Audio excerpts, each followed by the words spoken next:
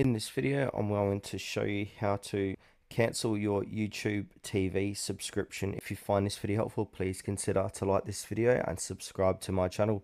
In saying that, let's just jump straight into the video. Alright, so what we need to do is open up a web browser, head on over to tv.youtube.com.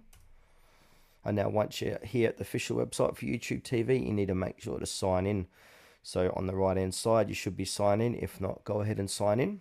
And then click onto your user profile and then click on settings. Then you'll be taken to the settings page of YouTube TV. A pop-up might appear, just skip out of the pop-up. And then on the left-hand side, you got all these different tabs. Make sure membership is selected. At the moment, I'm just on a 10-day free trial and then I'm going to be charged X amount. So in order to cancel a membership, it should say manage like this. I've got this image from pcmag.com. So yeah, go ahead and click on manage, and then after that, and then you want to navigate to the cancel section after you click manage. They might ask you a few questions or why you're canceling. Just choose the appropriate one and then click next.